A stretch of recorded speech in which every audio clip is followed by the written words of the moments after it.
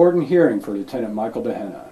Hi, I'm Chris Castile in the Washington Bureau of the Oklahoman. I'm here with Vicki Behenna of Edmond, Lieutenant Behenna's mother, who's been in Washington today talking to lawmakers about Lieutenant Behenna's case, and she has an important argument to make at a clemency board, a U.S. Army clemency board hearing in Lieutenant Behenna's case. Mrs. Behenna, thanks so much for coming in. I really appreciate it. Tell us about your day on Capitol Hill. You were going to a lot of the congressman's office talking about your son's case and some of the other situations that are kind of tangential to the case, but right. that are important to you. Tell me about that. Right. Well, we went up to the Hill to make reacquaint ourselves with some of the staff members that we've met before in our previous trips, obviously to say hello to the Oklahoma delegation and thank them for their support. And we also met with other members of the House of Representatives that have not heard Michael's story. Of course, we actually didn't get to meet with the congressmen because they're all away. But we met with their staffers, many of the military liaisons, and told them Michael's story if they hadn't heard it. Many of them have already. Obviously, we're trying to make them aware of what went on, and more importantly, not just in Michael's case, but make them aware of this detention and release policy that we think is a real problem for our soldiers and Marines. Now explain how that came into play with the situation with Lieutenant Behenna, who had a prisoner released into his custody, then took him for questioning. Sure.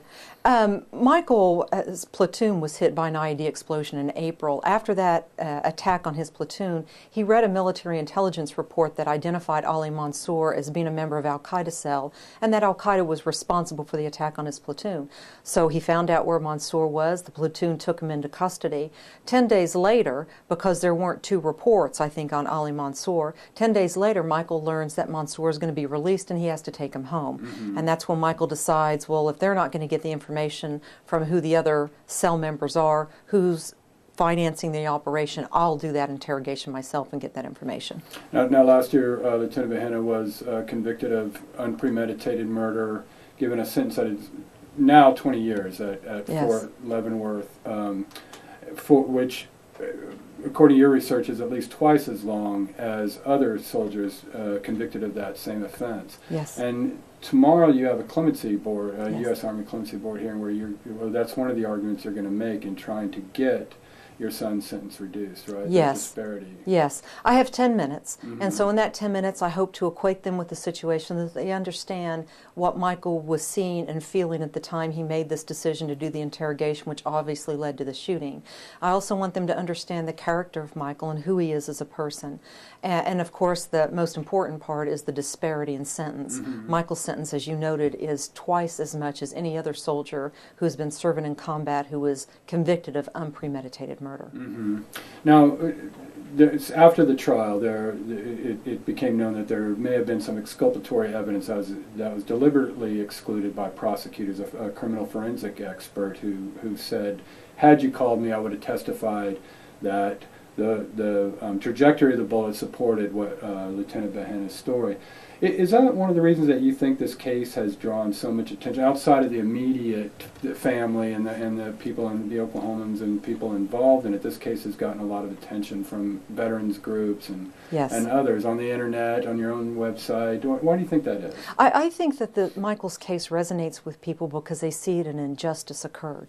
I mean, evidence that could support his theory. Forensic evidence obviously doesn't lie. It is what it is. It speaks the truth. And to know that there was forensic evidence out there that supported Michael's version of what occurred, you know, the prosecutors... Which was self-defense. Which was self-defense. I mean, the prosecutors alleged that it was an execution-style killing. Michael said, I acted in self-defense. So I think, first of all, it bothers people that a soldier who has fought for the constitutional rights this country believes so deeply in, and that is a right to a fair trial, didn't get a fair trial. So I think that makes people angry. I think it makes people angry to know that soldiers are questioned when they act in self-defense in a combat zone, particularly against a known member of Al-Qaeda. And I think that this detention and release policy that's kind of a collateral issue with Michael is something that upsets the public. Right. Well, thanks so much for coming again. I really appreciate it. Thank and you. Look for more on this story in the Oklahoman and on News OK.